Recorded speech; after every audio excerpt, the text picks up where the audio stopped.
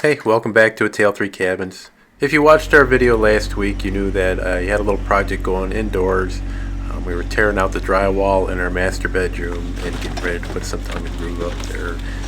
And I ended the video with cleaning up the mess and getting ready to start with the tongue and groove now.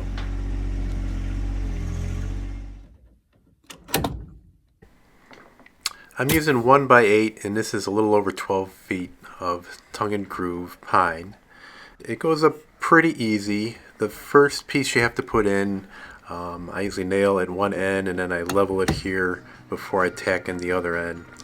And then I fill in, of course, the finished nails on all the studs. Once I get past the electrical outlets that you see there, you can move pretty quick. I do have to make cuts on the right hand side to kind of slide into the log wall there. And sometimes I have to mirror what the contour of the log is just to get it to fit in a little bit better, and it slows me down a little bit. But once I got past electrical outlets, it went pretty quick, and this is probably maybe about an hour and a half right here for this wall. Came out pretty nice. It went pretty quick, and it was probably the easier of the two walls that I got to do, but I'm really happy with it. I think it's actually a little bit easier working with this than drywall, especially if there's no taping or sanding involved. So now I'm just prepping for the next wall, and I have to go in between a lot of doors, so I made all my measurements ahead of time, and I just need to cut a bunch of lengths. I know that it takes 12 layers to get up to the top of my doors, so I'm going to do 12 of each length here, bring them all inside, and tack them up pretty quick. So the corner here is going to go pretty quick because there's no special cuts to be made. And then once I start here between the two doors, it does slow you down to go around an outlet. One nice thing though is that if you're a hair off, you could probably unnail the outlet and just move it up or down a little bit to make a tighter fit depending on what you need. So that's a little bit nice. And then tack it back in before you put your tongue and groove board back up there.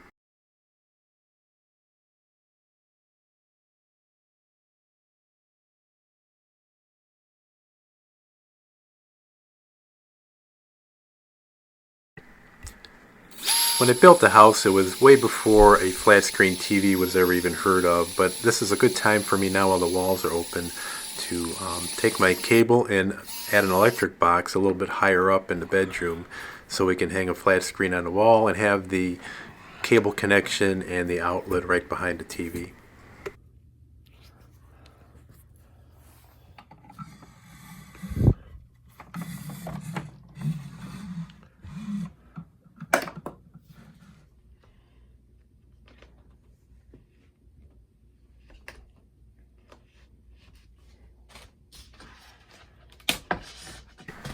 One thing I like to do is cut kind of like a 45-degree angle that takes more of the backside off than the front. So when you're tucking your tongue and groove into the next board and it's got to come up to an outlet, you have to kind of slide it in there. You got more room, but it still fits tight against that outlet.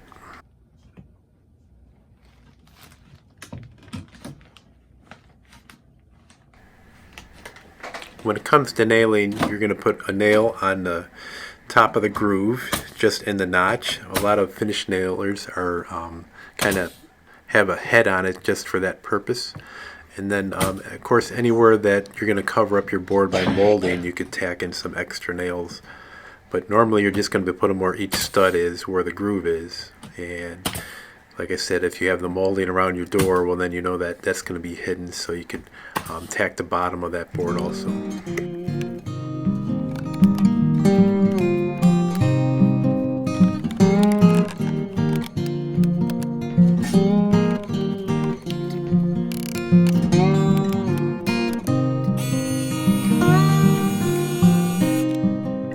So for accuracy, I usually hold the boards up to like where an outlet is going to be, and then I'll take a scrap piece of the tongue and groove so I can get it in place and get a height, and then transfer what the height of that is onto the board that I'm going to use. And it usually works pretty good. I didn't have any errors when I did this project.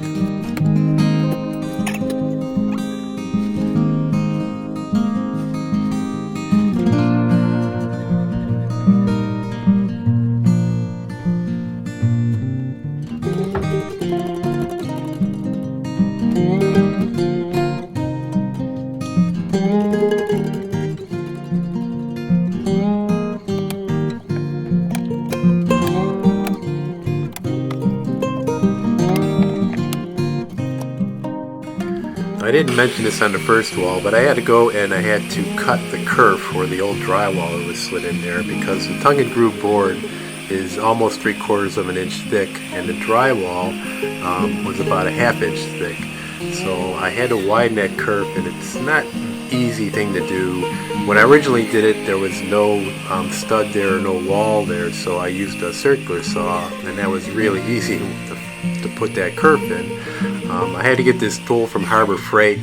It only has a 5-inch circular blade on there, so I have to take this oscillating tool and get it in there deeper once I got a little kerf cut. And then I got to come back with a hammer and a chisel and nail all that out. So it's kind of tedious, it's kind of messy. Once I get it in there, it helps you get your boards in there in the long run, and it makes a nice finished edge. The other thing I had to do was make some spacers around all my door jambs, since this tongue and groove pine sticks out further than the old drywall did. I have to extend the jambs of the door out a little bit, so I cut those to 3/8 of an inch and put them around all the door jambs, so when I put my trim up, it'll be nice and flush against the new tongue and groove wall.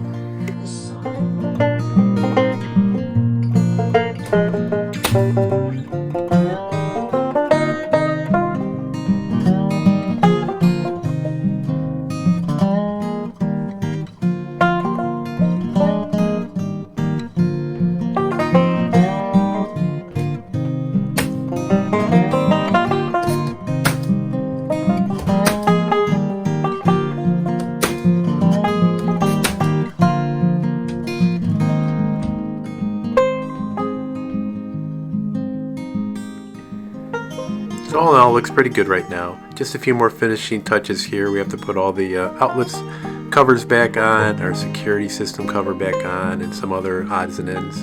And then of course we have to polyurethane it. We do 2 coats. It's a nice day today. We can actually have the windows open and crack, so it's about 65 degrees outside. So today was a good day to polyurethane. This project took a little bit longer than we thought it was going to. About halfway through, I ended up getting the flu. Then my wife got the flu, and she ended up getting pneumonia. And it was a couple weeks that we were down. And Willow was pretty depressed, because where she's sitting right now is normally where our bed would be. And she likes to look out the window. That's her hangout all day. And she just couldn't understand why that bed was not there and what all these changes were.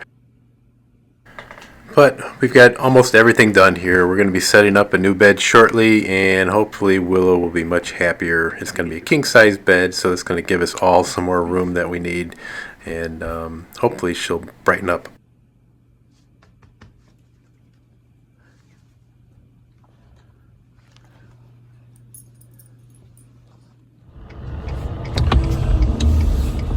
So that's how the bedroom turned out for the most part. I'm glad you're watching.